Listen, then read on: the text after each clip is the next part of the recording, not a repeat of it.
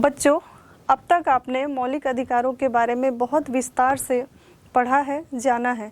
आइए आपके पाठ्य पुस्तक कक्षा 9वीं के जो सामाजिक विज्ञान विषय के अध्याय 13 अधिकार में कुछ प्रश्न पूछे गए हैं, तो उन प्रश्नों पर चर्चा करते हैं और जानते हैं कि आप अब तक कितनी अपनी समझ बना पाए। चलिए, पहला प्रश्न, यह अधिकार कौन सा है? इसके अंतर्गत एक प्रश्न पूछा गया है कि प्रधानमंत्री हो या सुदूर गांव का कोई कृषक या मजदूर, कानून के आगे सब बराबर हैं, दोनों पर ही समान कानून लागू होते हैं। बच्चों, इसमें लिखा गया है कि जन्म या पद के आधार पर व्यक्ति को कानूनी तौर पर कोई विशेषाधिकार प्राप्त नहीं होता है। कुछ वर्ष पूर्व प्रधानमंत्री पर धोखाधड़ी का आरोप लगा था और सारे मामले पर विचार करने के बाद अदालत ने उनको निर्दोष घोषित किया था, परंतु जब तक मामला चला तब तक उन्हें किसी आम नागरिक की भांति अदालत जाना पड़ा, अपने पक्ष में साक्ष्य देने कागजात प्रस्तुत करने पड़े। तो बच्चों, आप बताइए कि यह जो अधिकार है, कानून के आगे समता का अधिकार, किस अधिकार के तहत प्रदान किया गया? जी हाँ बच्चों, बिल्कुल ठीक समझ रहे हैं आप। यह जो अधिकार है आर्टिकल 14 में लिखा है समता का अधिकार, अर्थात विधि के आगे सभी एक समान हैं। इस अधिकार के तहत यह अधिकार उन्हें प्रदान किया गया कि एक प्रधानमंत्री हो या भारत का कोई कृषक या मजदूर, कानून के आगे सभी बराबर हैं। ठीक है बच्चों, अब हम अगला प्रश्न देखते हैं। अगला प्रश्न क्या कहता है कि किस अधिकार के चलते लाखों लोग गांव से निकलकर समृद्ध क्षेत्रों में आकर काम करते हैं और बस जाते हैं? इसके बारे में भी हमने बहुत अच्छे से पढ़ा है। जी हाँ बच्चों, बिल्कुल ठीक। यह जो अधिकार है स्वतंत्रता का अधिकार है। स्वतंत्रता के अधिकार में जो आर्टिकल 19 था, उसके भाग 1 में अभिव्यक्ति का अधिकार था। उसी प्रकार जब हम क्रम से पढ़ते थे तो जो चौथा भाग था उसमें लिखा हुआ था कि किसी भी व्यक्ति को आवागमन की स्वतंत्रता होगी। तो इसी अधिकार के तहत वह गांव से निकलकर शहर जाता है, वहाँ काम करता है और यदि उसे इच्छा होती है तो वह वहाँ बस भी सकता है, और बसने का अर्थ होता है निवास का अधिकार, और निवास का अधिकार भी इसी आर्टिकल 19 के 5वें भाग में प्रदान किया गया है। ठीक है बच्चों, चलिए अब अगला प्रश्न देखते हैं। क्या कहता है अगला प्रश्न कि किस अधिकार से आप अपने विचारों का पर्चा छपवाकर या अखबारों या पत्रिकाओं में लेख प्रकाशित करवाकर व्यक्त कर सकते हैं? अभी थोड़ी देर पहले ही मैंने बताया कि स्वतंत्रता के अधिकार के तहत भाग 1 जो 19वां आर्टिकल है, उसके भाग 1 में अभिव्यक्ति का अधिकार प्रदान किया गया है। तो आप अपने विचारों की अभिव्यक्ति लिखकर, बोलकर किसी भी तरीके से व्यक्त कर सकते हैं। तो यह उसी अधिकार के तहत जो स्वतंत्रता का अधिकार है, उसके आर्टिकल 19 के ए भाग के तहत इस प्रकार के हम विचारों की अभिव्यक्ति कर सकते हैं। फिर ये आपके पाठ्य पुस्तक का है बच्चों, इसलिए आप ध्यान से सुनिएगा और जो मैं समझा रही हूँ उसे भी ध्यानपूर्वक समझने का प्रयास करिए। जो अगला प्रश्न है वह क्या कहता है कि 14 वर्ष से कम आयु के बच्चों को कारखाना, खदान, बंदरगाह और रेलवे जैसे स्थानों पर कोई भी जोखिम पूर्ण काम नहीं करा सकते हैं। आज गांव का मुखिया जबरदस्ती किसी व्यक्ति से काम नहीं करा सकता है। ठीक समझे बच्चे? ये किससे संबंधित है? काम से।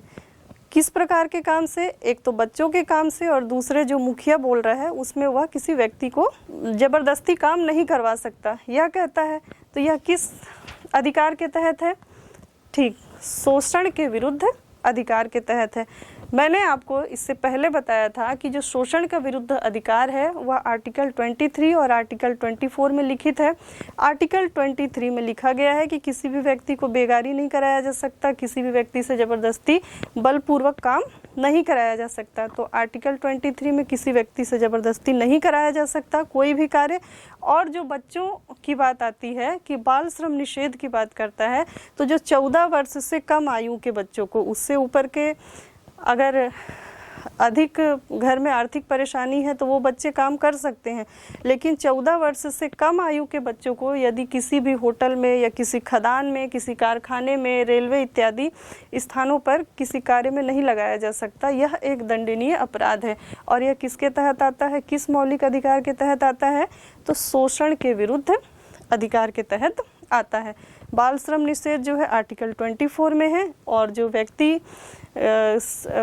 के शोषण, किसी वयस्क व्यक्ति के शोषण से जो संबंधित है वह आर्टिकल 23 में है। तो ध्यान रखिएगा बच्चों। चलिए अगले प्रश्न पर चर्चा करते हैं। जो अगला प्रश्न है, क्या धार्मिक स्वतंत्रता के अधिकार में हमें देवी देवताओं या किसी अन्य शक्ति को खुश करने के लिए बलि देने का अधिकार है? अब सोचिए बच्चों आप, क्योंकि जो हमारा संविधान है वह यह कहता है कि धार्मिक स्वतंत्रता की छूट है। तो क्या इस धार्मिक स्वतंत्रता के छूट पर हम किसी व्यक्ति का जीवन ले सकते हैं? क्या किसी व्यक्ति की बलि दी जा सकती है? नहीं बच्चों। हम धार्मिक अनुष्ठान कर सकते हैं शांतिपूर्वक, और उस हद तक कर सकते हैं जब तक हमारे इस अनुष्ठान के कारण किसी अन्य व्यक्ति के मौलिक अधिकार का उल्लंघन ना होता हो। चूँकि संविधान में किसी व्यक्ति को जीने का अधिकार प्रदान किया गया है, तो यदि कोई व्यक्ति बलि लेता है तो वह दूसरे व्यक्ति के जीने के अधिकार का हनन है। हम किसी व्यक्ति को मार नहीं सकते, तो इसलिए इस अधिकार का कोई प्रावधान नहीं है और यह गलत है। और अगर कोई व्यक्ति ऐसा करता पाया जाता है तो वह दंड पा सकता है। तो अगला जो प्रश्न है बच्चों, अच्छा, प्रश्न में यह पूछा गया है कि यह किस अधिकार के तहत जुर्म है? तो यह जीने के अधिकार अर्थात स्वतंत्रता के अधिकार के तहत यह एक जुर्म होगा। फिर जो अगला प्रश्न है, क्या किसी विधवा का मुंडन करा सकते हैं या उसे मात्र सफ़ेद कपड़े पहनने हेतु मजबूर कर सकते हैं? बहुत ही समाज से रिलेटेड यह प्रश्न है कि क्या किसी विधवा का मुंडन करा सकते हैं? संविधान क्या कहता है? तो बच्चों, किसी विधवा का मुंडन नहीं कराया जा सकता और ना ही उसे सफ़ेद कपड़े पहनने को मजबूर किया जा सकता है। क्यों? क्योंकि संविधान हमें जीने का तो अधिकार देता ही है, लेकिन साथ साथ सम्मान पूर्वक और समाज में प्रतिष्ठा पूर्वक गरिमामय तरीके से जीवन जीने का अनुमति प्रदान करता है। यदि हम किसी विधवा महिला का मुंडन करें या फिर उसे सफ़ेद साड़ी पहनने के लिए मजबूर करें तो यह उसके प्रतिष्ठा का हनन होगा और समाज में एक तरह का भेदभाव पूर्वक व्यवहार होगा। अतः संविधान इसका खंडन करता है और सभी को समानता पूर्वक जीने का अधिकार और प्रतिष्ठा पूर्वक जीने का अधिकार देता है। तो बच्चों समझ आया होगा। और यह किस अधिकार के तहत होता है? तो यह स्वतंत्रता के अधिकार आर्टिकल 21 के तहत होता है, जो किसी भी व्यक्ति को समाज में सम्मान पूर्वक जीने की अनुमति प्रदान करता है। ठीक है बच्चों। अब जो है अगला प्रश्न क्या है? अगला प्रश्न जो है अल्पसंख्यकों से संबंधित है। इस अधिकार के बारे में भी आपने पढ़ा है। तो अल्पसंख्यक को भाषा, संस्कृति और धर्म के विशेष संरक्षण किस अधिकार में दिया गया है? जल्दी बताइए बच्चों, किस अधिकार में दिया गया है? ठीक, यह जो अधिकार है आर्टिकल 29 और 30 के तहत दिया गया है, जिसमें अल्पसंख्यकों के संस्कृति और शिक्षा संबंधी अधिकार प्रदान किए गए हैं। वो अपनी संस्कृति और शिक्षा के हितों के लिए शिक्षा संबंधी प्रावधान कर सकते हैं तथा अपने धर्म से संबंधित कोई शैक्षणिक संस्था खोल सकते हैं और उस पर प्रशासन भी कर सकते हैं। ठीक है बच्चों, तो ये अब समझ आया। अब चलिए चलते हैं अगले प्रश्न की ओर।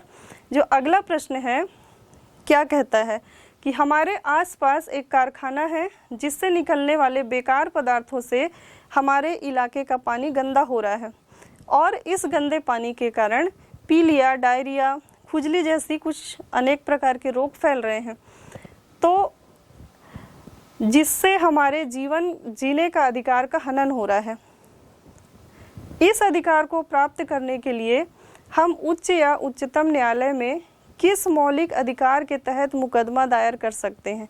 प्रश्न समझ आया बच्चों कि कोई एरिया है जहाँ कोई कारखाना है जिसके कारण आसपास का जो वातावरण है, पानी है, वायु है, दूषित हो रहा है। तो दूषित हो रहा है हम देख रहे हैं, लेकिन इसे रोकवाने के लिए हम किस अधिकार के तहत उच्च न्यायालय या सर्वोच्च न्यायालय में मुकदमा दायर कर सकते हैं? बहुत अच्छे से हमने डिटेल में पढ़ा है बच्चों। जी हाँ, बिल्कुल सही। आर्टिकल 32 यह कहता है संवैधानिक उपचारों का अधिकार, अर्थात यदि हमारे मौलिक अधिकारों का उल्लंघन हो रहा है तो हम सीधे उच्च न्यायालय या सर्वोच्च न्यायालय में मुकदमा दायर कर सकते हैं और अपने अधिकार प्राप्त कर सकते हैं। क्योंकि हमें जीने का अधिकार है, जीने के अधिकार के तहत हमें स्वच्छ वायु, स्वच्छ पर्यावरण का भी अधिकार है। तो इस अधिकार के तहत हम सर्वोच्च न्यायालय में या उच्च न्यायालय में मुकदमा दायर कर सकते हैं। और यह किस अधिकार के तहत है? तो आर्टिकल 32 में लिखित संवैधानिक उपचारों के अधिकार के तहत यह बताया गया है। ठीक है बच्चों, तो अब ये जो प्रश्न थे आपके पाठ्य पुस्तक के यहाँ खत्म होते हैं। अब हम अपना अगला नया टॉपिक स्टार्ट करेंगे। क्या है वो? अधिकारों को संरक्षण देने वाली संस्थाएं। अभी तक आपने इतने सारे अधिकारों के बारे में जाना। आपने यह भी जाना कि कानून इन अधिकारों को बनाती है। तो क्या बच्चों, लोगों को अधिकार प्रदान करने के लिए सिर्फ कानूनी प्रावधान कर देने से ही यह सुनिश्चित नहीं हो जाता कि अधिकार सही ढंग से लागू हो रहे हैं अथवा नहीं। अधिकार सही ढंग से लागू होने के लिए ज़रूरी है कि कुछ संस्थाओं का निर्माण हो जो कि इन अधिकारों को संरक्षण प्रदान करे। ऐसी संस्थाओं को लगातार यह देखना होता है कि कोई भी अधिकार सही ढंग से लागू हो रहा है अथवा नहीं हो रहा है, और अगर नहीं हो रहा है तो वह अपने स्तर पर उसकी जांच पड़ताल करेगी और उसे सही करने का प्रयास करेगी। तो यह जो इस प्रकार की संस्थाएं हैं, ये राज्य स्तर पर भी हो सकती हैं और केंद्र के स्तर पर भी हो सकती हैं, और कुछ स्थानीय स्तर पर भी कुछ संस्थाएं NGO के तहत काम करती हैं। फिलहाल हमें उस पर नहीं जाना है बच्चों, हमें जाना है राज्य स्तर पर और केंद्र स्तर पे कौन कौन सी ऐसी संस्थाएं हैं जो किसी के मौलिक अधिकारों को संरक्षण प्रदान करती हैं। इसके तहत कुछ उदाहरण हैं: मानव अधिकार आयोग, बाल अधिकार आयोग, महिला अधिकार आयोग, जन सूचना का अधिकार आयोग। तो हम इन सभी आयोगों के बारे में अब एक एक करके डिटेल से पढ़ेंगे। ठीक है बच्चों, और ये जो आयोग है क्या काम करते हैं? तो ये अधिकारों को संरक्षण प्रदान करने वाली संस्थाएं हैं जिससे हम अपने अधिकारों के प्रति जागरूक होते हैं और हमारा अधिकार संरक्षण का ये कार्य भी करती हैं। चलिए एक एक करके देखते हैं। इसमें पहला है मानव अधिकार आयोग। हमारा नया टॉपिक स्टार्ट हो रहा है, मानव अधिकार आयोग। चलिए एक एक कर अब स्टार्ट करते हैं। इसके अंतर्गत सबसे पहला जो संस्था है वह आता है न्यायालय। तो चलिए बच्चों नया टॉपिक स्टार्ट करते हैं, न्यायालय। क्या होता है न्यायालय? जहां हमें न्याय मिलता है, ये आप शुरुआत से ही जानते हैं। चलिए थोड़ा सा और डिटेल जानते हैं न्यायालय क्या है। तो पिछली कक्षाओं में हमने न्यायालय के बारे में पढ़ चुका है। हम जानते हैं कि न्यायालय केवल न्याय ही नहीं करते बल्कि अधिकारों का संरक्षण भी करते हैं। ये न्यायालय ही हैं जो हमारे संविधान की संरक्षक होते हैं। यदि कोई सरकार या व्यक्ति हमारे किसी अन्य कानूनी अधिकारों का उल्लंघन करता है तो हम उनके खिलाफ न्यायालय जा सकते हैं। अधिकारों के उल्लंघन के ऐसे मामले, चाहे वह शिक्षा से संबंधित हो या पर्यावरण से या किसी के सामाजिक जीवन से या किसी व्यक्तिगत क्षेत्र से जुड़े हों, यदि किसी व्यक्ति के मौलिक अधिकार का उल्लंघन होता है तो हम न्यायालय की शरण लेते हैं। और न्यायालय हमारे संविधान में भी विशेष प्रावधान के तहत कोई व्यक्ति सीधे भारत के सर्वोच्च न्यायालय या संबंधित राज्य के उच्च न्यायालय में मुकदमा दायर कर सकता है। ये बात मैं आपको शुरू से ही बता रही हूँ कि मौलिक अधिकार के हनन या उल्लंघन के तहत हम सीधे कहाँ मुकदमा दायर कर सकते हैं? उच्च न्यायालय या सर्वोच्च न्यायालय में। और न्यायालय के अलावा कई अन्य संस्थाएं और आयोग भी हमें संरक्षण देती हैं। हम एक एक कर पढ़ेंगे, लेकिन फिलहाल हम अभी पढ़ रहे हैं न्यायालय। तो बच्चों, मैं जब न्यायालय की बात कर रही हूँ तो सर्वोच्च न्यायालय, जिसे हम उच्चतम न्यायालय भी कहते हैं और सुप्रीम कोर्ट भी कहते हैं, और इसके अलावा एक और नाम आ रहा है उच्च न्यायालय, जिसे हाई कोर्ट कहते हैं। तो थोड़ा सा इनके बारे में हम जानते हैं कि क्या है सुप्रीम कोर्ट और क्या है हाई कोर्ट। सुप्रीम कोर्ट, अगला टॉपिक हमारा सुप्रीम कोर्ट। जो सुप्रीम कोर्ट है यह सर्वोच्च न्यायालय है। यह, इसकी जो अवधारणा है अंग्रेजों के समय आई। अंग्रेजों से पहले भी न्याय होता था, उसमें राजा का दरबार लगता था।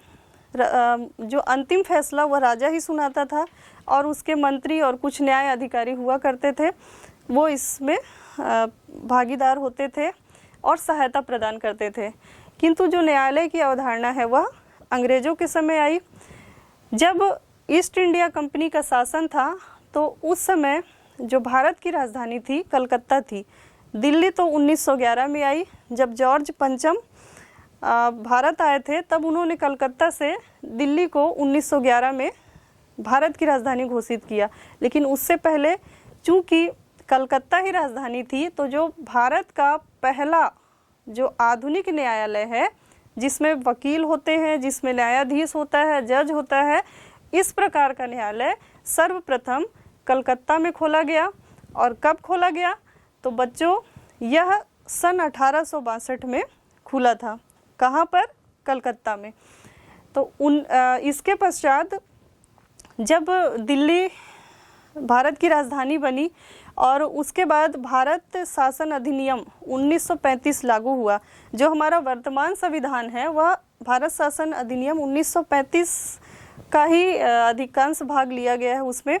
तो जब 1935 में भारत शासन अधिनियम बना, उसके पश्चात दिल्ली में सन 1937 में, अर्थात 2 वर्ष के बाद, एक न्यायालय खोला गया और उस न्यायालय का उस वक्त नाम था संघ न्यायालय, और जो अंग्रेज थे इसे फेडरल कोर्ट कहते थे। संघ न्यायालय का ही इंग्लिश नाम है फेडरल कोर्ट।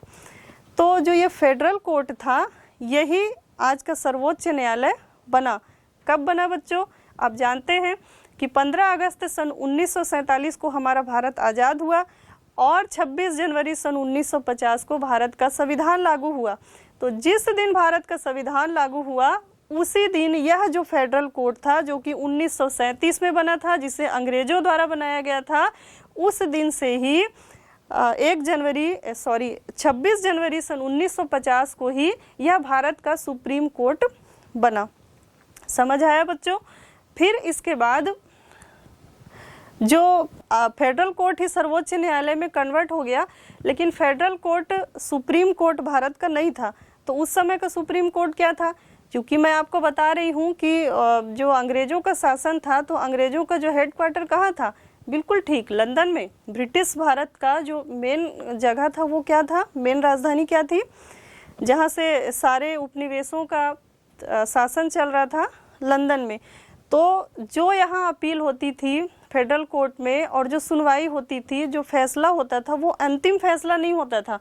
वो जो फैसला है अंतिम, वह जो अंतिम फैसला है ब्रिटेन के लंदन में स्थित प्रीवी काउंसिल, जो प्रीवी काउंसिल है लंदन का सर्वोच्च न्यायालय था, वहाँ अंतिम फैसला सुनाया जाता था।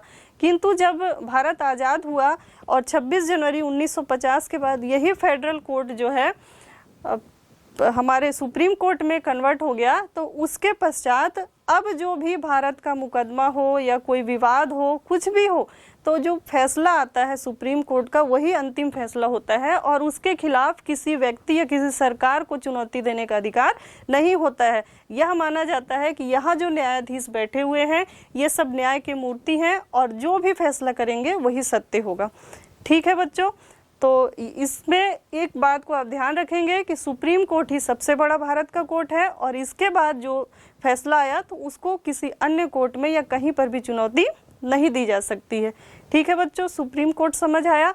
अब हम अगला जो हमारा, ठीक, इसमें एक थोड़ी सी और जानकारी मैं आपको दे दूं कि जो सुप्रीम कोर्ट था, इसमें जो पहले न्यायाधीश थे हमारे सुप्रीम कोर्ट के, उनका नाम था हरिलाल जे कानिया।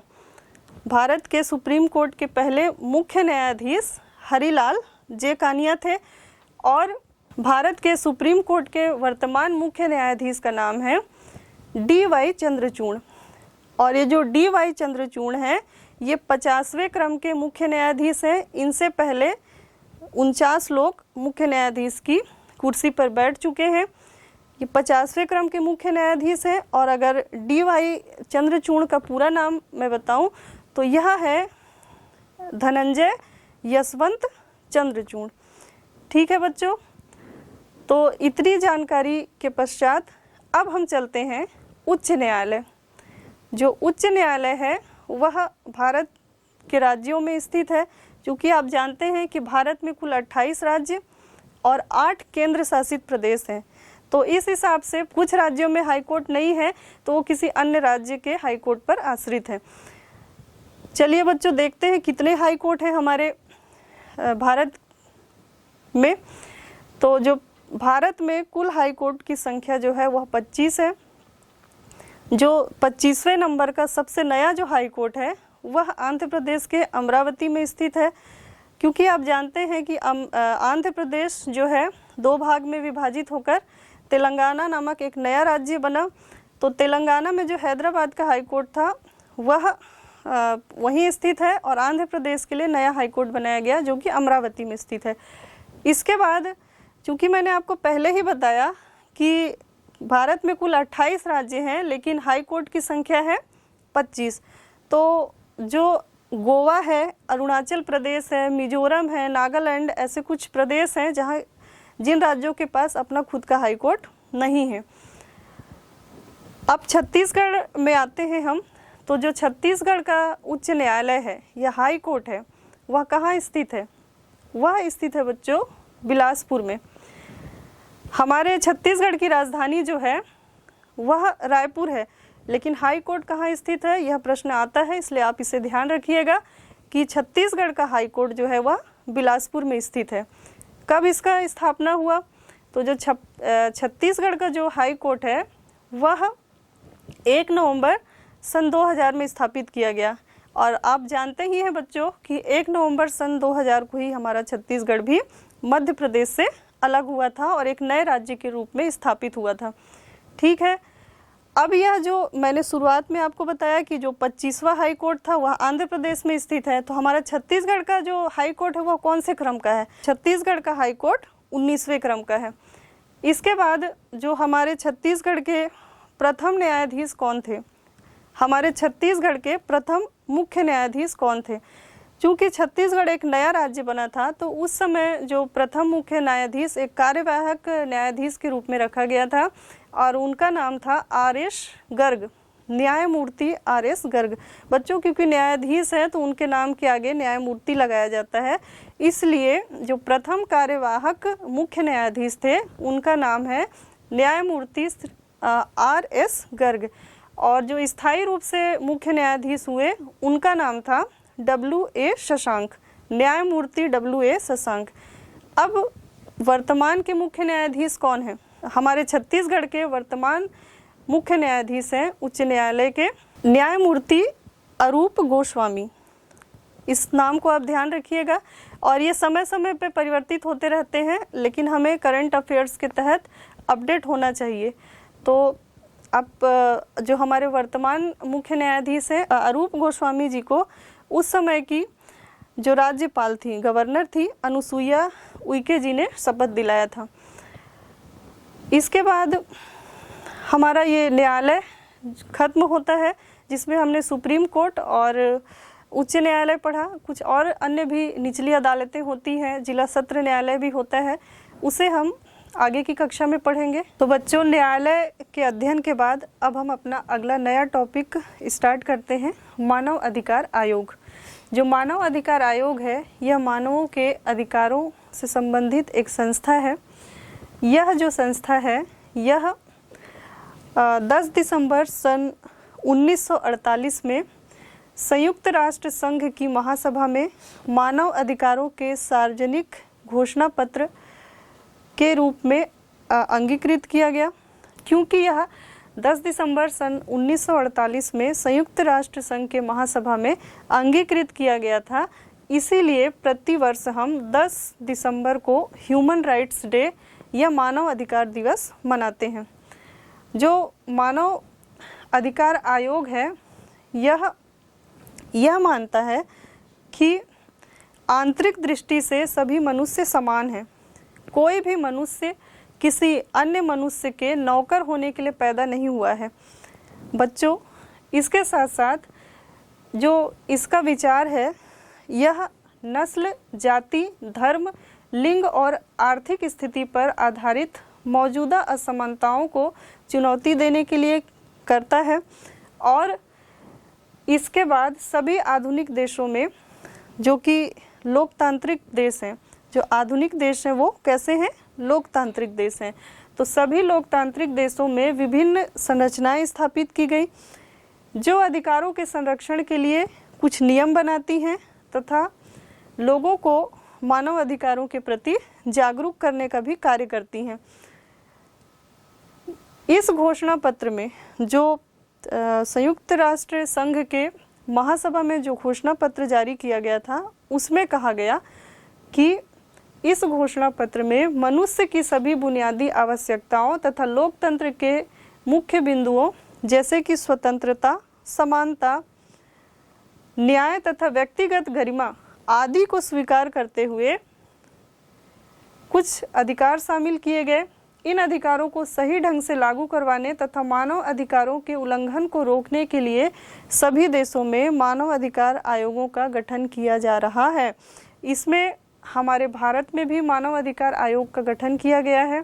तो चलिए देखते हैं कि भारत के मानव अधिकार आयोग की संरचना कैसी है, इसमें कितने सदस्य होते हैं, किस प्रकार कार्य करती है। तो अब हमारा जो नया टॉपिक है अब आ रहा है नेशनल ह्यूमन राइट्स कमीशन, भारतीय मानव अधिकार आयोग। तो बच्चों, जो भारत में मानव अधिकार आयोग है उसे हम NHRC शॉर्ट फॉर्म के रूप में भी जानते हैं। NHRC का मतलब है नेशनल ह्यूमन राइट्स कमीशन। इसका गठन कब हुआ? तो जो भारत का मानव अधिकार आयोग है इसका गठन 12 अक्टूबर सन 1993 में हुआ था। चूँकि यह एक सांविधिक निकाय है और यह जो सांविधिक निकाय होता है किसी अधिनियम के तहत बनता है, तो किस अधिनियम के तहत मानव अधिकार आयोग का गठन किया गया? तो बच्चों, मानव अधिकार संरक्षण अधिनियम 1993 के तहत इस मानव अधिकार आयोग का गठन किया गया है। और कब किया गया है? यह 12 अक्टूबर 1993 को गठित किया गया हमारे भारत में। बच्चों, इसकी प्रकृति कैसी है? फिर से मैं वही शब्द अपनाती हूँ कि जो इसकी प्रकृति है वह सांविधिक होती है। सांविधिक, जिसे हम इंग्लिश में स्टैट्यूटरी बॉडी भी कहते हैं, स्टैट्यूटरी बॉडी। ठीक है बच्चों, तो स्टैट्यूटरी बॉडी का मीन्स क्या है? यह जो एक प्रकार का ऐसा निकाय है जो नियमों का पालन करता है लेकिन खुद यह नियम नहीं बना सकता। नियम बनाने का अधिकार किसे है? संवैधानिक, कॉन्स्टिट्यूशनल बॉडी को है। और यह एक संवैधानिक बॉडी नहीं बल्कि यह एक सांविधिक बॉडी है। मीन्स जो संविधान जो नियम बना रहा है उसके तहत ये काम करेगा, उसे लागू करेगा, लेकिन स्वयं यह बना नहीं सकता। ठीक है बच्चों, तो इसकी प्रकृति कैसी है? सांविधिक है। फिर जो अगला इसका पॉइंट है, मुख्यालय कहाँ है? तो हमारे नेशनल ह्यूमन राइट्स कमीशन का जो मुख्यालय है वह नई दिल्ली में है। सभी जानते हैं कि नई दिल्ली हमारे भारत की राजधानी है। तो अधिकतर केंद्रीय स्तर के जो मुख्यालय हैं भारत के नई दिल्ली में ही स्थित है। फिर जो अगला हमारा इसका टॉपिक है, इसी मानव अधिकार आयोग के अंतर्गत ही यह सब टॉपिक है। इसकी संरचना कैसी है? तो हमारे भारतीय मानव अधिकार आयोग की जो संरचना है उसमें कुल 13 सदस्य होते हैं। कौन कौन से हैं? तो बच्चों, इसमें एक अध्यक्ष, 5 मुख्य सदस्य होते हैं और इसके अलावा 7 पदेन सदस्य होते हैं। तो इन सबको यदि हम गणना करें तो कुल सदस्य कितने हैं? 13। तो इसको आप ध्यान रखिएगा बच्चों कि मानव अधिकार आयोग में कुल कितने सदस्य हैं? तो 13 हैं। कौन कौन है? तो एक अध्यक्ष है और 5 मुख्य और स्थायी सदस्य हैं और 7 पदेन सदस्य होते हैं।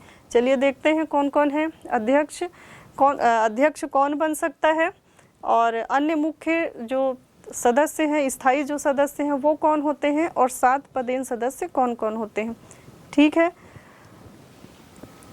इसके बाद ये जो सदस्य हैं, जो हमारे मानव अधिकार आयोग के जो सदस्य हैं, उन सदस्यों की नियुक्ति कौन करता है।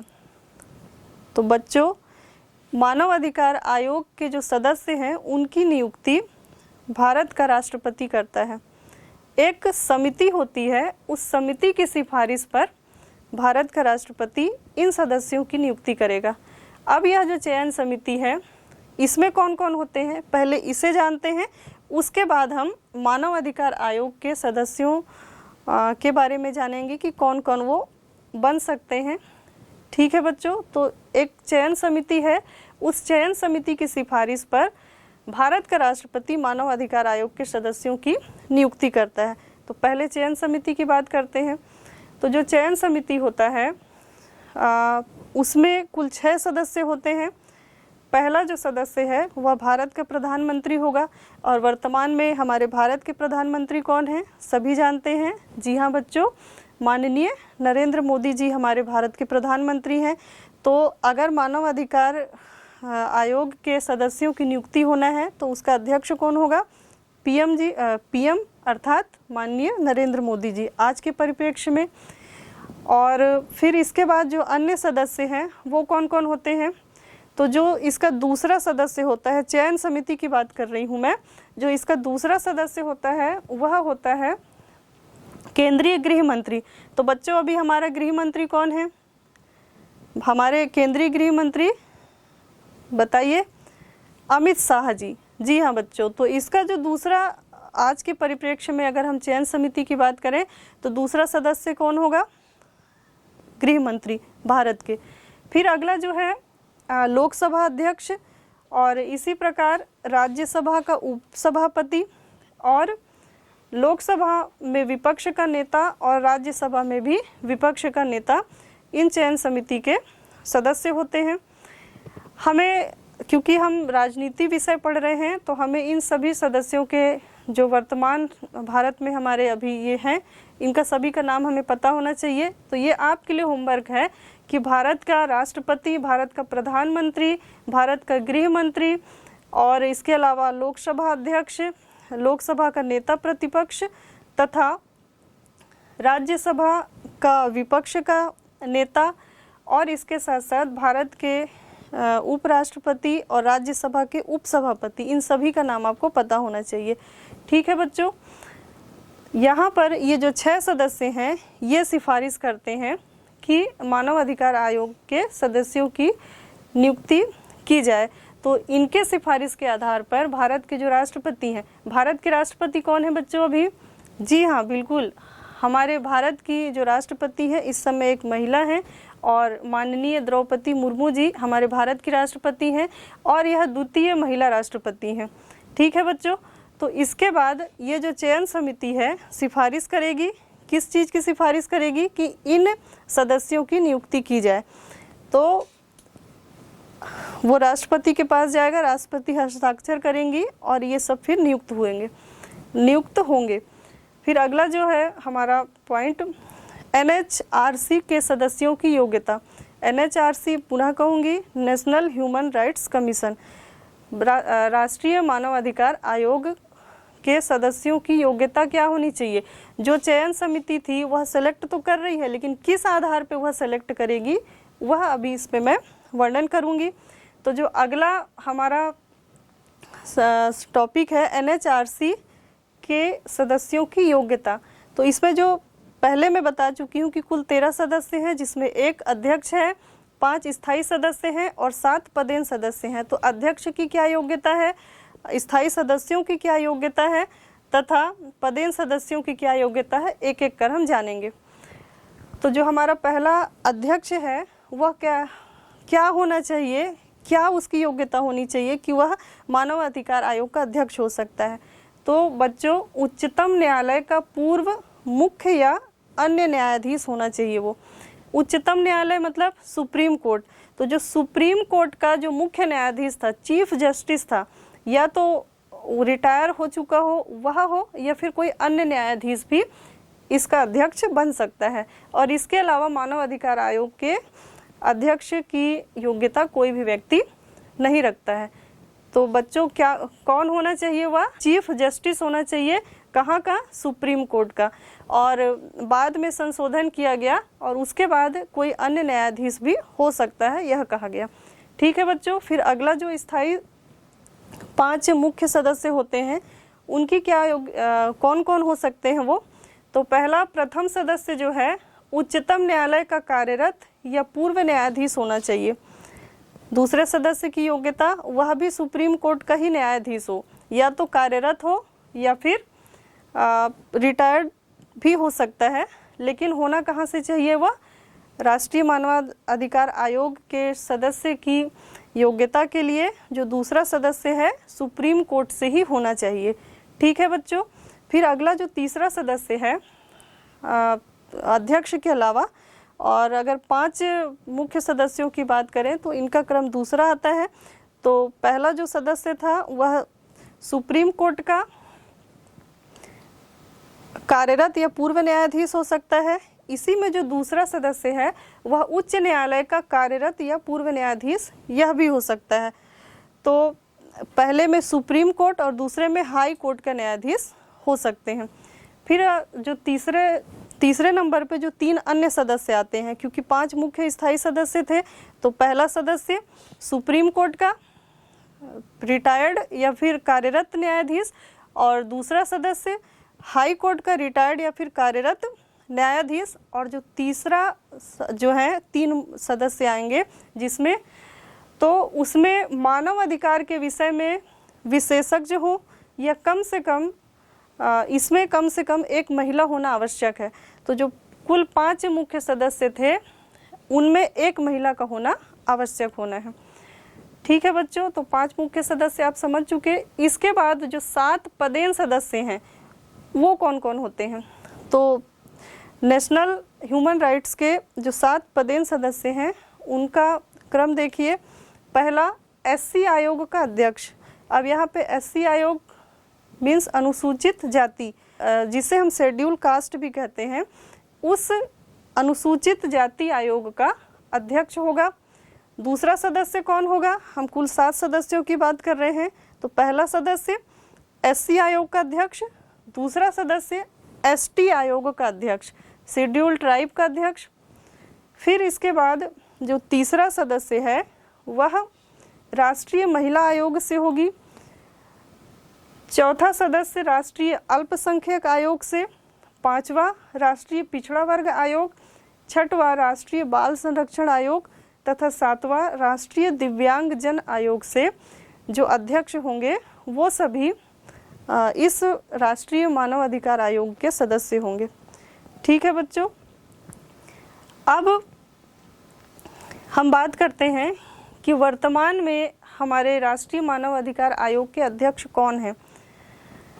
तो वर्तमान के जो हमारे राष्ट्रीय मानव अधिकार आयोग के अध्यक्ष हैं वह है न्यायमूर्ति अरुण मिश्रा जी, और जो सबसे पहले बने थे प्रथम अध्यक्ष जो थे वे थे न्यायमूर्ति रंगराज मिश्र।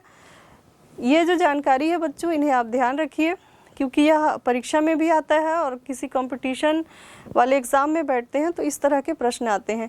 तो प्रथम मानव अधिकार आयोग के अध्यक्ष श्री रंगनाथ मिश्र जी, और वर्तमान मानव अधिकार आयोग के अध्यक्ष कौन हैं? तो न्यायमूर्ति अरुण मिश्रा जी हैं। फिर इसके बाद क्योंकि इसमें एक महिला सदस्य होना भी आवश्यक है, तो जो प्रथम महिला सदस्य थी इस आयोग की उनका नाम है फातिमा बीबी। जो फातिमा बीबी थी यह भारत के सुप्रीम कोर्ट की पहली न्यायाधीश भी थी। इससे पहले कोई भी महिला न्यायाधीश सुप्रीम कोर्ट की न्यायाधीश नहीं बनी थी। बच्चों इसके बाद कार्यकाल की बात करते हैं कि ये जो सदस्य यहाँ पर नियुक्त कर दिए गए हैं तो ये कितने वर्ष तक वहाँ कार्य कर सकते हैं। तो जो इनका कार्यकाल होता है वह 3 वर्ष का होता है, अथवा इसके अलावा 70 वर्ष। मीन्स कोई भी जज जो कि रिटायर्ड है तो 70 वर्ष से अधिक का हो जाएगा तो वह स्वयं उस पद को छोड़ देगा, या फिर 70 वर्ष से कम का है तो वह 3 वर्ष तक लगातार कार्य कर सकता है। फिर इसके बाद जो भी पहले कंप्लीट हो जाए, 3 वर्ष पहले कंप्लीट हो जाए या फिर 70 वर्ष पहले कंप्लीट हो जाए, उस स्थिति में वह वहाँ पर कार्य कर सकता है। तो अधिकतम उसकी जो काम करने की समय सीमा है वह 3 वर्ष है, और उम्र के अनुसार करें तो वह 70 वर्ष तक वहाँ पर सदस्य या फिर अध्यक्ष बना रह सकता है। फिर त्यागपत्र, तो त्यागपत्र चूंकि मैं आपको पहले ही बता चुकी हूँ कि नियुक्ति कौन करता है, राष्ट्रपति, तो त्यागपत्र भी वह कहाँ पे देगा, राष्ट्रपति के समक्ष ही प्रस्तुत करेगा। हटाने, यहाँ पर हटाया भी जा सकता है बच्चों। मान लो चयन समिति की सिफारिश पे उनका नियुक्ति कर दिया गया है, लेकिन जांच के उपरांत यह पाया जाता है कि वह किसी प्रकार से योग्य नहीं है, तो उसे हटाया भी जा सकता है।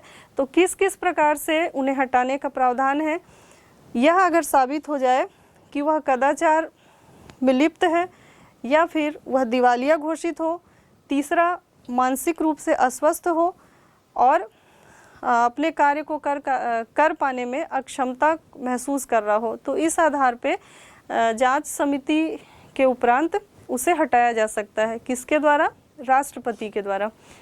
फिर अगला जो हमारा टॉपिक है बच्चों, इसी मानव अधिकार आयोग के तहत कार्य एवं शक्तियाँ। जो मानव अधिकार आयोग क्या काम करता है और कितनी उसकी शक्तियाँ हैं, तो यहाँ पे सबसे पहले ही मैं आपको बता दूं कि जो सुप्रीम कोर्ट और हाई कोर्ट की शक्तियाँ मानव अधिकार आयोग से कहीं अधिक हैं।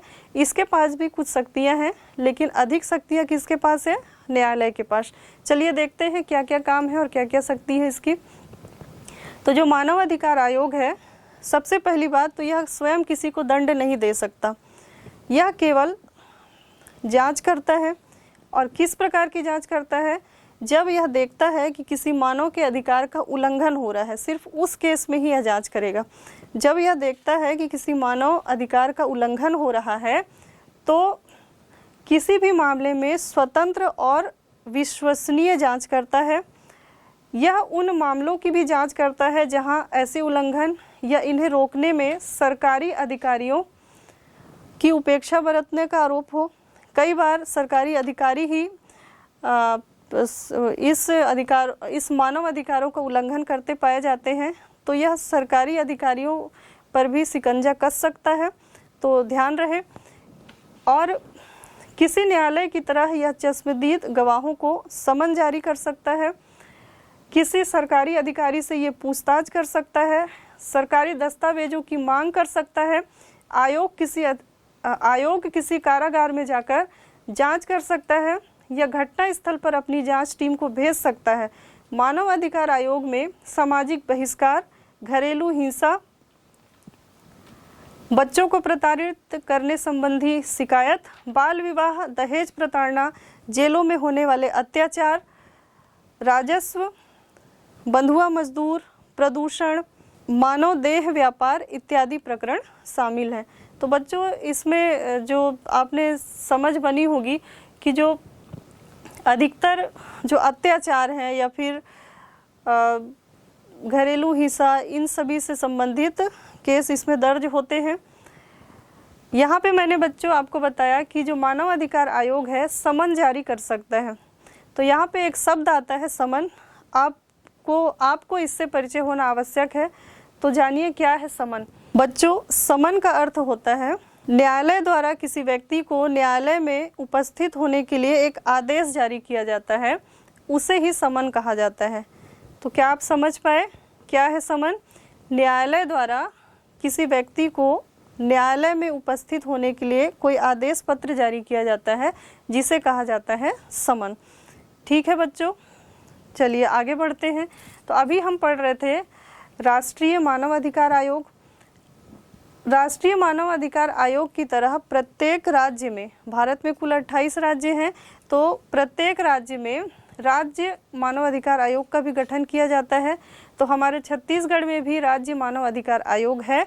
चलिए जानते हैं यहाँ किस प्रकार से काम करता है, यहाँ कितने सदस्य हैं। ठीक अभी जैसे हमने राष्ट्रीय मानव अधिकार आयोग की रूपरेखा पढ़ी थी, कुछ इसी तरह से। तो जो छत्तीसगढ़ का मानव अधिकार आयोग है, वह वहाँ पर सदस्यों की नियुक्ति कौन करता था बच्चों? राष्ट्रपति करता था। और यहाँ राज्य मानव अधिकार आयोग में सदस्यों की नियुक्ति कौन करेगा? राज्य का राज्यपाल करता है, मीन्स गवर्नर करता है। छत्तीसगढ़ में राज्य मानव अधिकार आयोग के सदस्यों की नियुक्ति कौन करेगा? राज्य का गवर्नर या राज्यपाल करेगा। हमारे छत्तीसगढ़ का वर्तमान राज्यपाल कौन है, आप बताइए।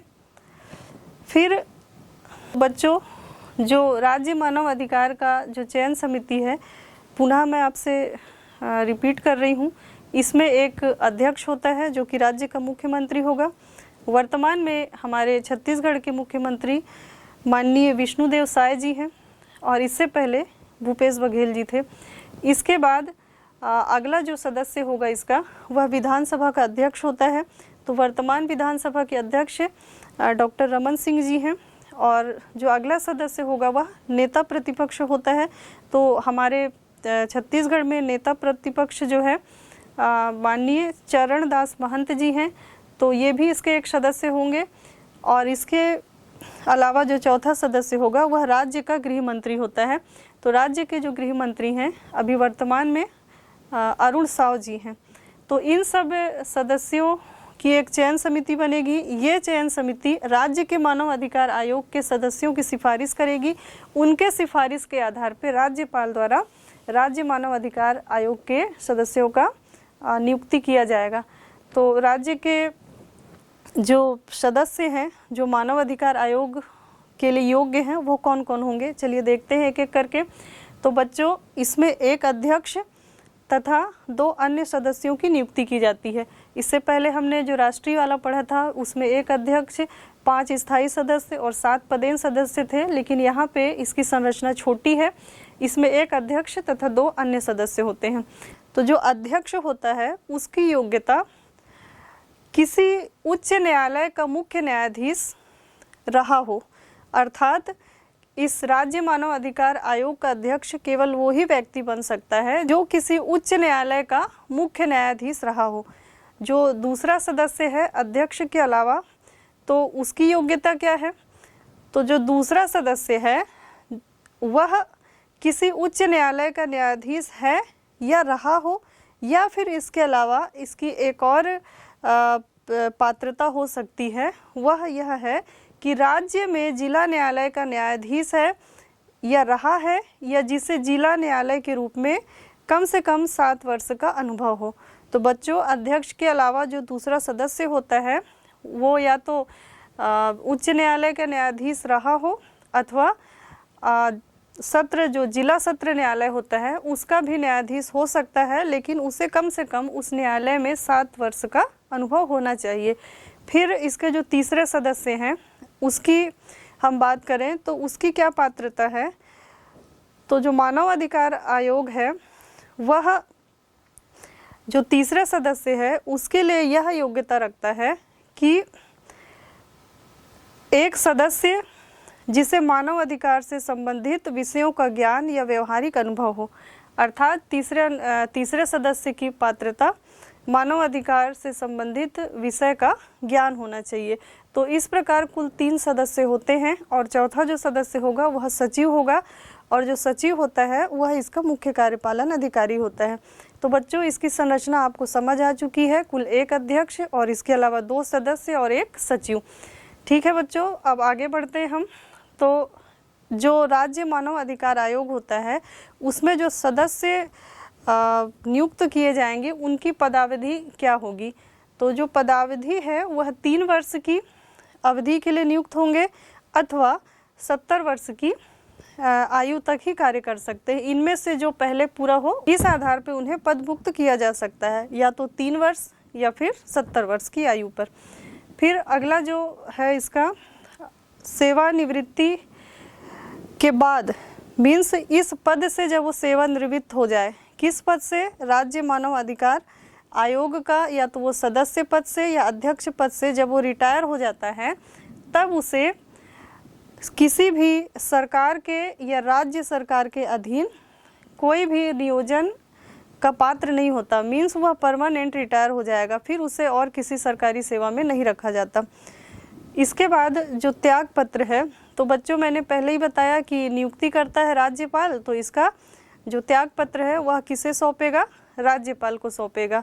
फिर अगला पॉइंट हमारा पदच्युत करना मीन्स हटाना। तो किस प्रकार हटाया जा सकता है? तो यदि कोई सदस्य या अध्यक्ष कदाचार साबित हो जाए, या फिर असमर्थता जाहिर हो, या दिवालिया घोषित हो, अन्य लाभ के पद पर होते हुए इस कार्य को कर रहा हो, या मानसिक या शारीरिक रूप से अक्षम हो, तो इस आधार पे जांच समिति की रिपोर्ट के आधार पे उसे उसके पद से हटाया जा सकता है। ये जो राज्य मानव अधिकार के सदस्य हैं, ये राज्य क्षेत्र में मानव उल्लंघन से संबंधित प्रकरणों पर कार्य करते हैं, और जब इनका कार्य पूर्ण होता है तब यह अपनी रिपोर्ट राज्य सरकार को सौंपते हैं। लेकिन इससे पहले जो राष्ट्रीय मानव अधिकार आयोग था, जो उसके सदस्य थे, वो केंद्र सरकार को अपनी रिपोर्ट सौंपते थे, और ये अपनी रिपोर्ट राज्य सरकार को सौंपते हैं। फिर इसके बाद हमारा जो छत्तीसगढ़ है, यहाँ पर भी मानव अधिकार आयोग है। तो बच्चों, जो छत्तीसगढ़ का मानव अधिकार आयोग है उसका पता आप नोट करिए, और अगर इस प्रकार का कभी आपको लगता है कि आपके मौलिक अधिकारों का या मानव अधिकारों का उल्लंघन हो रहा है, या अपने आसपास आप इस प्रकार की कुछ घटना होते देखते हैं, तो फिर आप इस पते पर जाकर शिकायत दर्ज करा सकते हैं। तो चलिए देखते हैं पता क्या है इसका। आप स्क्रीन पर देख रहे होंगे, पता लिखा हुआ है छत्तीसगढ़ मानव अधिकार आयोग, DKS भवन के पास, रायपुर। ये हमारे राज्य के मानव अधिकार आयोग का पता है। इसका पिन नंबर है 492001, और जो मोबाइल नंबर या दूरभाष नंबर है वह है 077122355594। तो बच्चों, इस प्रकार राज्य मानव अधिकार आयोग की लगभग सारी जानकारी हमने प्राप्त की, और जो राज्य मानव अधिकार आयोग के जो वर्तमान अध्यक्ष हैं हमारे छत्तीसगढ़ के, वो इस समय है गिरधारी नायक जी, न्यायमूर्ति गिरधारी नायक जी। पहले जो राज्य मानव अधिकार के अध्यक्ष थे छत्तीसगढ़ से, जो प्रथम थे, उनका नाम KM अग्रवाल था। फिर इस राज्य मानव अधिकार आयोग के कार्य को हम एक उदाहरण से समझते हैं। चलिए देखते हैं। केंद्रीय जेल बिलासपुर में आजीवन कारावास के कैदी मनोज को हार्निया की बीमारी थी, लेकिन उस जेल में गार्ड उपलब्ध न होने के कारण उसका इलाज नहीं किया जा रहा था। इस पर बंदी ने आयोग में शिकायत की, आयोग ने संज्ञान में लिया। तब जेल अधीक्षक बिलासपुर द्वारा मनोज को रायपुर मेडिकल कॉलेज में भर्ती किया गया तथा उसका इलाज किया गया। तो इस उदाहरण से स्पष्ट है कि जो कैदी है उसे भी जीने का अधिकार है, उसे भी स्वास्थ्य और अन्य संबंधित अधिकारों का प्रयोग करने का अधिकार है। तो बच्चों, जब उसने मानव अधिकार आयोग में शिकायत किया कि उसकी बीमारी का इलाज नहीं किया जा रहा है, तब उसे बिलासपुर जेल से निकालकर रायपुर मेडिकल कॉलेज शिफ्ट किया गया और उसका इलाज हुआ। तो इस प्रकार के प्रकरणों का निराकरण मानव अधिकार आयोग के द्वारा किया जा सकता है। तो अब हमारा जो मानव अधिकार आयोग है यहीं पर हम समाप्त करते हैं, और अगले संविधान के मौलिक अधिकारों की संरक्षक एक और आयोग पर चर्चा करेंगे। तो हमारा जो नया टॉपिक है अब आता है सूचना का अधिकार आयोग। सूचना का जो अधिकार आयोग है इसे हम राइट टू इन्फॉर्मेशन कमीशन भी कहते हैं। जो राइट टू इन्फॉर्मेशन कमीशन है इसे भी हम एक उदाहरण के द्वारा पहले समझने का प्रयास करते हैं। इसके बाद मैं एक एक करके इनके सदस्यों और इनके कार्य इत्यादि के बारे में बात करूंगी। चलिए, तो बच्चों, एक मालती नाम की महिला है जो कि भिलाई के पास एक बस्ती में रहती है। जो मालती है वह कई महीनों से अपना राशन कार्ड बनवाने की कोशिश कर रही थी। उसने चौथी बार अपना फॉर्म भरवा के विकास खंड कार्यालय में अपना राशन कार्ड लेने गई तो संबंधित अधिकारी ने कहा कि आपका आवेदन पत्र प्राप्त नहीं हुआ है। मालती ने अपने आवेदन की पावती दिखाई तो अधिकारी ने कहा कि आवेदन ढूंढना पड़ेगा, आपका आवेदन कहीं गुम हो चुका है। अब इससे मालती निराश हो गई और वापस आने लगी, क्योंकि वह 4 बार आवेदन दे चुकी थी, लेकिन उसके जो आवेदन है उस पर कोई सुनवाई या कोई भी आगे कार्यवाही नहीं की जा रही थी। जब वह वापस लौट रही थी तो अपने घर के रास्ते के पास ही उसे एक पड़ोस में रहने वाला लड़का मिला और उसका नाम था रमेश। तो जो रमेश है मालती को परेशान देखता है और पूछता है कि क्या बात है। तो जो मालती है, मालती एक महिला है और रमेश की चाची है। तो मालती कहती है कि मालती को देखकर रमेश कहता है कि आप इतने दुखी क्यों हो। तब फिर मालती बताती है कि मैं 4 बार राशन कार्ड के लिए फॉर्म भरकर आवेदन दे चुकी हूँ, लेकिन विकास खंड कार्यालय के द्वारा हर बार आवेदन गुम हो जाता है और मेरा राशन कार्ड नहीं बन पाता है। तो रमेश ने कहा कि आप जन सूचना के अधिकार के अंतर्गत अपने आवेदन के विषय में जानकारी क्यों नहीं मांगती। अब ये जो जन सूचना अधिकार था यह मालती के लिए नया था। तब मालती क्या कहती है कि मुझे इसकी जानकारी नहीं है।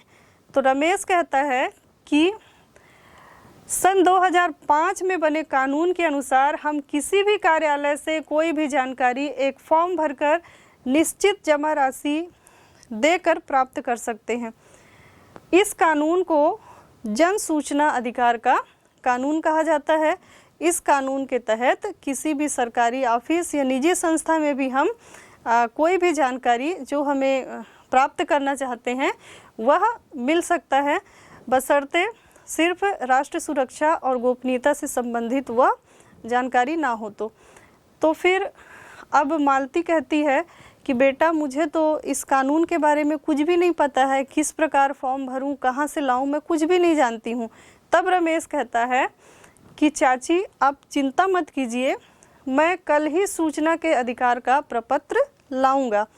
अब जब रमेश उस सूचना के अधिकार के प्रपत्र को लाता है तो उसके बाद जो मालती है इस फॉर्म को भरती है और अपने राशन कार्ड के विषय में विकास खंड कार्यालय की में जाकर जानकारी मांगती है।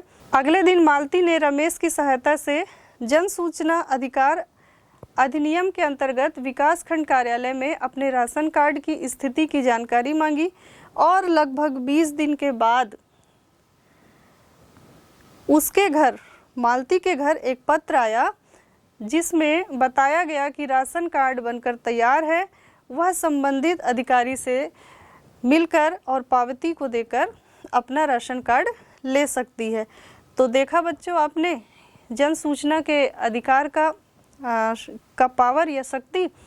जी हाँ बच्चों, जब सरकारी जो अमला है वह लापरवाही बरते या फिर किसी चीज़ को रोकने का प्रयास करे, तब हम जन सूचना का अधिकार लगाकर हम अपने इच्छानुसार कोई भी जानकारी प्राप्त कर सकते हैं और किस जगह हमारा काम रुक रहा है इसको भी जान सकते हैं। तो ये है जन सूचना का अधिकार। स्टूडेंट्स, जो सूचना का अधिकार है वह हमें हमारे हितों की सुरक्षा का अधिकार प्रदान करता है। यह जो अधिकार है, यह जो सूचना का अधिकार है, यह 12 अक्टूबर सन 2005 को पूरे देश में लागू किया गया था। और जो सूचना का अधिकार है यह केंद्रीय और राज्य स्तर पर एक आयोग का गठन करता है और यह केंद्र स्तर पर और राज्य स्तर पर कार्य करती है। आगे मैं आपको केंद्रीय सूचना का अधिकार आयोग तथा राज्य स्तर पे जो सूचना का अधिकार आयोग है उसके सारे डिटेल्स बताऊंगी। फिलहाल हम इसके कार्य जानते हैं, क्योंकि राज्य स्तर पर भी और केंद्र स्तर पर भी दोनों का एक ही प्रकार का कार्य है। तो जो राज्य और केंद्र स्तर के जो सूचना के आयोग हैं, इसके तहत हम विभिन्न दस्तावेजों व अभिलेखों का अवलोकन कर सकते हैं, विभिन्न अभिलेखों की प्रमाणित प्रतिलिपि की मांग कर सकते हैं। इसके अलावा हमारे सूचना से संबंधित विभिन्न प्रकार के वीडियो कैसेट्स भी उपलब्ध कराने का प्रावधान दिया गया है और संबंधित अधिकारी जिससे हमने सूचना चाहा है यदि देने से मना करता है तो उसके खिलाफ हम इन सूचना के अधिकार आयोग में जाकर के शिकायत दर्ज कर सकते हैं। बच्चों, जो भी हम जानकारी चाहते हैं वह संबंधित अधिकारी द्वारा 30 दिन के भीतर उसे उपलब्ध कराना होगा, और यदि किसी के जीवन या स्वतंत्रता से जुड़ा हुआ कोई सूचना प्राप्त करना चाहता है तो उसे 48 घंटे के भीतर उपलब्ध कराने का भी प्रावधान है। इस तरह से हम अपने अधिकारों, अपने हितों की सुरक्षा कर पाते हैं। जो सूचना का अधिकार है, यदि कोई जो सरकारी संस्था हो या निजी संस्था हो, दोनों के लिए लागू होता है, और कोई भी संबंधित अधिकारी यदि इस प्रकार की सूचना देने से मना करता है तो उसके खिलाफ शिकायत भी कर सकते हैं, और समय सीमा के अंदर यदि जानकारी उपलब्ध नहीं करवाता है तो भी उसे प्रतिदिन 250 रुपये और अधिकतम 25,000 रुपये तक का जुर्माना लगाया जा सकता है। अतः सूचना के अधिकार के तहत जो भी हम जानकारी चाहते हैं वह अधिकारी को प्रदान करना ही पड़ता है। बच्चों, जब से यह सूचना का अधिकार आया है तब से सरकारी संस्थाओं के कामकाज में पारदर्शिता आई है और भ्रष्टाचार में भी कमी आया है। और इसके साथ साथ जो संबंधित अभिलेख हैं, जो संबंधित दस्तावेज हैं, उन सभी का संधारण और रखरखाव भी ठीक प्रकार से किया जाता है। तो ये रहे सूचना के अधिकार के कार्य। तो चलिए बच्चों, इससे पहले मैंने आपको बताया कि जो सूचना का अधिकार अधिनियम है वह 2005 में लागू हुआ था, और इसी अधिनियम के तहत केंद्रीय सूचना का अधिकार आयोग तथा राज्य सूचना का अधिकार आयोग का गठन किया गया था। तो अब हम पढ़ते हैं केंद्रीय सूचना अधिकार आयोग। तो हमारा जो नया टॉपिक है केंद्रीय सूचना अधिकार आयोग, तो इसके तहत हम जो मेन पॉइंट्स हैं उन सब के बारे में थोड़ी थोड़ी जानकारी प्राप्त करते हैं। जो केंद्रीय सूचना आयोग है इसे सेंट्रल इंफॉर्मेशन कमीशन भी कहा जाता है। इसकी स्थापना जो है 12 अक्टूबर सन 2005 को हुई थी, और यह एक अधिनियम के तहत बना था। तो उस अधिनियम का नाम है RTI एक्ट 2005, सूचना का जन सूचना का अधिकार 2005। इस एक्ट के तहत वह बना हुआ था। जो इसकी प्रकृति है बच्चों, इससे पहले मैंने मानव अधिकार आयोग की भी प्रकृति बताई थी, उसकी प्रकृति भी सांविधिक थी, और इस जन सूचना अधिकार आयोग की प्रकृति भी सांविधिक है। यहाँ इस शब्द पे आप गौर करिएगा कि जो सांविधिक निकाय होते हैं वे किसी अधिनियम के तहत बने होते हैं। यह भी कानून का ही एक पार्ट है, लेकिन ये संवैधानिक नहीं है, कॉन्स्टिट्यूशनल नहीं है, बल्कि केवल उस कॉन्स्टिट्यूशन के जो थ्रू कोई एक्ट बना है, कोई नियम बना है, कोई कानून बना है, उसके तहत कार्य करते हैं। ये अपने से कोई नियम या कानून नहीं बना सकते। ठीक है बच्चों, सांविधिक निकाय पुनः मैंने आपको समझा दिया। आशा करती हूँ कि आप इस सांविधिक निकाय और संवैधानिक निकाय में अंतर समझ पाए होंगे। इसके बाद जो इसका अगला पॉइंट है, इसका मुख्यालय कहाँ है। हम पढ़ रहे हैं सेंट्रल इंफॉर्मेशन कमीशन। तो जो सेंट्रल इंफॉर्मेशन कमीशन है उसका जो मुख्यालय है नई दिल्ली में है। अब ये जो क्या काम करता है, किस उद्देश्य से यह बनाया गया है, तो ये हमारा की पॉइंट आप ध्यान रखिएगा कि जो इसका उद्देश्य है, पहला नागरिकों को सशक्त बनाना। बच्चों, जो जन सूचना का अधिकार है वह नागरिकों को सशक्त बनाता है। इससे पहले जब तक यह अधिकार लागू नहीं था तब तक हम किसी सरकारी संस्था में जाकर ठीक प्रकार से हम कोई भी जानकारी हासिल नहीं कर पाते थे। संबंधित अधिकारी द्वारा मनमानी तौर पे या तो वापस भेज दिया जाता था, या फिर घुमाया जाता था, या फिर पैसे की मांग की जाती थी। किंतु जब से यह अधिकार आया है हम सशक्त हो चुके हैं, और ये हमारा अधिकार है कि हम अपने द्वारा चाही गई जानकारी प्राप्त करें। फिर इसका जो दूसरा उद्देश्य है वह सरकार के कार्य में पारदर्शिता और उत्तरदायित्व की बात करता है। पहले कोई भी टेंडर लागू होता था तो उसका कितना मद है, कितने रुपए या राशि जारी की गई है, कितने का काम हुआ है, इन सब किसी प्रकार की कोई सूचना या पारदर्शिता नहीं हुआ करती थी। लेकिन जब से यह अधिकार लागू हुआ है तब से सरकार के हर कार्य में पारदर्शिता है। एक आम नागरिक सरकार के द्वारा किए गए कार्यों की सूचना प्राप्त कर सकता है, और वह सरकार स्वयं भी उपलब्ध कराती है। फिर जो अगला तीसरा उद्देश्य है वह भ्रष्टाचार को नियंत्रित करना। बच्चों, जब से जन सूचना का अधिकार आया है तब से पूरी तरीके से तो मैं नहीं कह सकती, किंतु बहुत हद तक भ्रष्टाचार नियंत्रित हुआ है। तो इस प्रकार से मूलतः यह भ्रष्टाचार को नियंत्रित करने, सरकार के कार्यों में पारदर्शिता लाने और नागरिकों को सशक्त बनाने के लिए ही इस अधिकार को लागू किया गया है। फिर जो इसका अगला की पॉइंट है, इसकी संरचना कैसी है। मानव अधिकार आयोग में भी हमने संरचना पढ़ा था और इसमें भी पढ़ते हैं, दोनों में आप अंतर देखिएगा। जो इसकी संरचना है, इसमें एक मुख्य सूचना आयुक्त होता है, एक मुख्य सूचना आयुक्त। इसके अलावा जो दूसरे सदस्य होते हैं उनमें जो अन्य सूचना आयुक्त होते हैं वे अधिकतम 10 की संख्या में हो सकते हैं, 10 से कम हो सकते हैं लेकिन 10 से अधिक नहीं हो सकते। तो एक मुख्य सूचना आयुक्त और अधिकतम 10 सूचना आयुक्त होते हैं। ये जो सूचना आयुक्त होते हैं ये IPS IAS लेवल के ऑफिसर होते हैं, जबकि मानव अधिकार आयोग के जो सदस्य होते थे वो न्यायाधीश या न्याय से संबंधित सदस्य होते थे। तो बच्चों, इसके बाद जो इसका अगला पॉइंट है, नियुक्ति। तो जो जन सूचना अधिकार आयोग के सदस्यों की नियुक्ति किस प्रकार होती है। इनकी नियुक्ति राष्ट्रपति करता है क्योंकि ये सेंट्रल लेवल की कमेटी है। इसके अलावा इनकी जो नियुक्ति होती है एक चयन समिति के सिफारिश से राष्ट्रपति के द्वारा की जाती है। ये जो चयन समिति है इसमें कौन कौन से सदस्य होते हैं। तो पहला, इसमें एक अध्यक्ष होता है और एक अध्यक्ष के अलावा 2 और सदस्य होते हैं। जो अध्यक्ष होता है वह देश का प्रधानमंत्री होता है और जो दूसरा सदस्य होता है वह कोई कैबिनेट मंत्री हो सकता है। इस कैबिनेट मंत्री को प्रधानमंत्री जी के द्वारा ही नामित किया जाता है। और जो इसका तीसरा सदस्य होता है वह लोकसभा के विपक्षी दल का नेता होता है। तो इस प्रकार इस चयन समिति में कुल 3 सदस्य होते हैं, एक प्रधानमंत्री, एक कैबिनेट मंत्री और एक लोकसभा के विपक्षी दल का नेता। ये 3 लोग जो है ये 3 सदस्य मिलकर लोकसभा आयुक्त की नियुक्ति के लिए सिफारिश करते हैं और ये सिफारिश राष्ट्रपति के पास जाता है और राष्ट्रपति के द्वारा इन सूचना आयुक्तों और मुख्य सूचना आयुक्त की नियुक्ति की जाती है।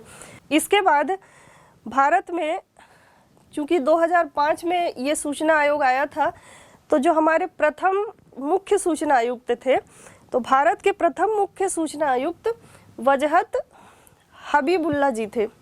भारत के प्रथम मुख्य सूचना आयुक्त हजरत हबीबुल्ला जी। इसके बाद जो प्रथम महिला मुख्य सूचना आयुक्त थी उनका नाम है दीपक संधू और जो वर्तमान के मुख्य सूचना आयुक्त हैं इस केंद्रीय सूचना आयोग के, वे हैं यशवंत कुमार सिन्हा। तो बच्चों, ये जानकारी केंद्रीय सूचना आयोग की थी। अभी इससे थोड़ी देर पहले मैंने बताया था कि जैसे ये केंद्रीय सूचना आयोग होता है वैसे राज्य स्तर पे राज्य सूचना आयोग का गठन किया जाता है। ये राज्य स्तर पे काम करती है और अब हम इस पर आगे चर्चा करते हैं। राज्य सूचना आयोग जो होता है वह सेम केंद्रीय सूचना आयोग की तरह ही होता है, बस इसमें राज्य के अधिकारी, राज्य के मुख्यमंत्री के द्वारा नियुक्ति की जाती है। चलिए एक एक पॉइंट करके देखते हैं। जो राज्य सूचना आयोग राज्य स्तर पर कार्य करता है। संरचना, तो इसमें भी एक मुख्य सूचना आयुक्त होगा और अन्य सूचना आयुक्तों में अधिकतम संख्या 10 हो सकती है, 10 से कम हो सकती है लेकिन 10 से अधिक नहीं हो सकती। और जो इसकी नियुक्ति है वहाँ पे राष्ट्रपति के द्वारा किया गया था और यहाँ पर राज्यपाल के द्वारा नियुक्ति की जाएगी। किसके द्वारा? एक चयन समिति के सिफारिश के द्वारा। अब राज्य के चयन समिति में कौन कौन से सदस्य होते हैं? तो जो राज्य की चयन समिति होती है उसमें भी 3 सदस्य होते हैं, एक अध्यक्ष होगा और 2 अन्य सदस्य होंगे। जो राज्य की चयन समिति का अध्यक्ष होगा वह राज्य का मुख्यमंत्री होगा और इसके अलावा जो दूसरा सदस्य होगा वह राज्य के विधानसभा का कोई मंत्री हो सकता है, मुख्यमंत्री के द्वारा यह भी नामित किया जाता है। और जो तीसरा सदस्य होगा वह विधानसभा में विपक्षी दल का नेता होगा। ये तीनों मिलकर के मुख्य सूचना आयुक्त और अन्य सदस्यों के नाम की सिफारिश राज्यपाल के पास करते हैं और राज्यपाल के द्वारा इन सूचना आयुक्त की नियुक्ति की जाती है। तो बच्चों, आप इतना समझ चुके होंगे। अब हमारे जो छत्तीसगढ़ में प्रथम जो मुख्य सूचना आयुक्त थे वे थे अशोक विजयवर्गीय जी। छत्तीसगढ़ के प्रथम मुख्य सूचना आयुक्त अशोक विजयवर्गीय जी थे। और जो वर्तमान में मुख्य सूचना आयुक्त है उनका नाम है M.K. राउत। आपकी पाठ्य पुस्तक में यह प्रश्न पूछा गया है कि वर्तमान के और छत्तीसगढ़ के प्रथम मुख्य सूचना आयुक्त का नाम लिखिए। तो बच्चों ध्यान रखिएगा, वर्तमान के M.K. राउत है और जो प्रथम मुख्य सूचना आयुक्त थे A.K.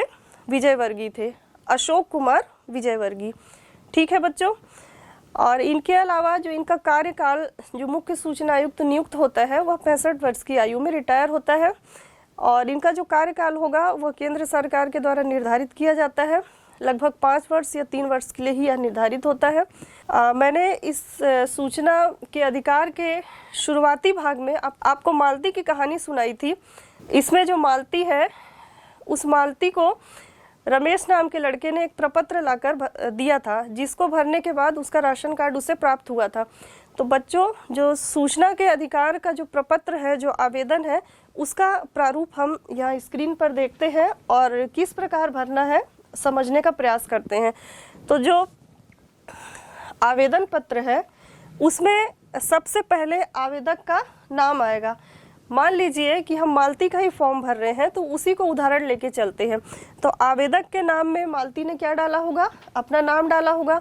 और यदि आप उस आवेदन को भर रहे हैं तो आप अपना नाम या अपने माता पिता का नाम लिखेंगे। तो आवेदक के नाम के बाद जो दूसरा पॉइंट था इसमें पूरा पता। पूरा पता इसलिए डालना जरूरी है ताकि जब आपने जो सूचना चाहिए है उसका जवाब आए तो आपके पते पे आए। तो आपको सही और पूरा पता भरना जरूरी है। मालती कहाँ की थी? भिलाई की थी। तो वह अपना पता जिस भी नगर में रहती हो, मान लो वह रिसाली में रहती होगी तो रिसाली भिलाई जिला दुर्ग लिखेगी ताकि निर्धारित स्थान पे उसे सूचना प्राप्त हो जाए। इसके अलावा जो अगला कॉलम था दूरभाष संख्या। दूरभाष संख्या मीन्स टेलीफोन। आजकल मोबाइल का ज़माना है तो बच्चों उस पर आप मोबाइल नंबर दे सकते हैं। मोबाइल नंबर इसलिए आवश्यक है ताकि कोई आवश्यक सूचना या मैसेज हो तो आपको कॉल किया जा सके। फिर इसके बाद जो अगला चौथा पॉइंट है आवेदन देने का दिनांक। जिस भी दिनांक में आवेदन दे रहे हैं उस दिनांक को हम भरें। फिर कार्यालय का नाम। चूँकि मालती जो है विकासखंड कार्यालय में आवेदन दे रही थी और उसका कार्ड जो है उसका जो सूचना था वह राशन कार्ड से संबंधित था। तो मालती के परिप्रेक्ष्य में देखें तो वह क्या भरेगी? मुख्य कार्यपालन अधिकारी विकासखंड दुर्ग और जिला दुर्ग। क्योंकि जो भिलाई है उसका विकासखंड दुर्ग ही है। आप तो जानते ही हैं बच्चों कि दुर्ग में 3 ब्लॉक हैं, दुर्ग, धमधा और पाटन। तो जो जहाँ का है उसी विकासखंड का नाम, जिला इत्यादि का उसमें मेंशन करना है और संबंधित अधिकारी का नाम मेंशन करना है। किसमें? कार्यालय के नाम में। मान लीजिए थाने से संबंधित कोई सूचना चाहिए तो थाना प्रभारी, जिस भी थाना का नाम है वहाँ का विकासखंड, वहाँ का जिला इत्यादि का हम उसमें भरेंगे। फिर अगला जो है आप चाहते क्या है, जो 6वां पॉइंट है वह कहता है कि क्या चाहते हैं। तो जिस चीज़ की आप सूचना चाहते हैं वह आप उसमें पॉइंट वाइज लिख सकते हैं। क्रमांक डाल के एक से अधिक जानकारी चाहते हैं तो नंबर डाल के आप भरिए कि हमें ये जानकारी चाहिए। और इसमें ब्रैकेट में आप देख सकते हैं कि लिखा हुआ है आप जिस भी जानकारी को चाहते हैं ब्रैकेट के अनुसार आप उस पर टिक लगाइए। किसी भी जानकारी की नकल चाहते हैं या फिर कार्य निरीक्षण चाहते हैं या रिकॉर्ड का निरीक्षण चाहते हैं या रिकॉर्ड की प्रमाणित प्रति चाहते हैं या प्रमाणित नमूना चाहते हैं। तो जिस भी चीज़ को आप चाहते हैं आप उस पर टिक लगाइए और जो भी जानकारी चाहते हैं बाकायदा उस पर लिखकर आप फिल करिए। फिर बच्चों जो 7वां पॉइंट है इस प्रपत्र में वह आवेदन के साथ जो जमा शुल्क है वह 10 रुपये का शुल्क लगता है तो उसकी जानकारी आपको भरना है। तो ये जो 10 रुपये का शुल्क है आप किस रूप में दे रहे हैं? क्या आप नगद दे रहे हैं या चालान के रूप में दे रहे हैं या मनी ऑर्डर किया जा रहा है या नॉन ज्यूडिशियल स्टाम्प के रूप में दिया जा रहा है? तो जिस भी प्रकार से आप ये 10 रुपये का शुल्क अदा कर रहे हैं आप उसमें टिक करेंगे और जानकारी विभाग को देंगे। इसके बाद जो अगला पॉइंट है वह कहता है क्या आवेदक गरीबी रेखा के नीचे आता है। अगर कोई आवेदक है वह गरीबी लाइन के नीचे है तो उसे भी अपना जानकारी देना पड़ेगा, हाँ में या नहीं में। और यदि हाँ है तो उसका जो बीपीएल कार्ड है उसकी सूची का अनुक्रमांक उसमें मेंशन करना पड़ेगा। अगर अनुक्रमांक लिखने में दिक्कत हो रहा है तो उस बीपीएल कार्ड का एक फोटोकॉपी भी आप उस प्रपत्र के साथ लगा सकते हैं। बीपीएल कार्ड का फोटोकॉपी लगाने से आपको ये फायदा है कि जो 10 रुपये का शुल्क है हो सकता है वह भी माफ़ हो जाए या नहीं लगता है। तो इसलिए बच्चों बीपीएल कार्ड आप डालिए, अन्यथा बहुत ज़्यादा इसमें शुल्क भी नहीं है। मात्र 10 रुपये का शुल्क अदा करके आप कोई भी सूचना प्राप्त कर सकते हैं किसी भी संबंधित विभाग से, संबंधित अधिकारी से या अपने हितों से संबंधित कोई भी जानकारी आप इस जन सूचना के अधिकार के तहत प्राप्त कर सकते हैं। तो इस प्रकार हमारा ये जो जन सूचना का अधिकार है यह खत्म होता है। इस प्रपत्र में अंत में आपको आवेदक के हस्ताक्षर करना भी आवश्यक है, तो आप अपने हस्ताक्षर कर सकते हैं।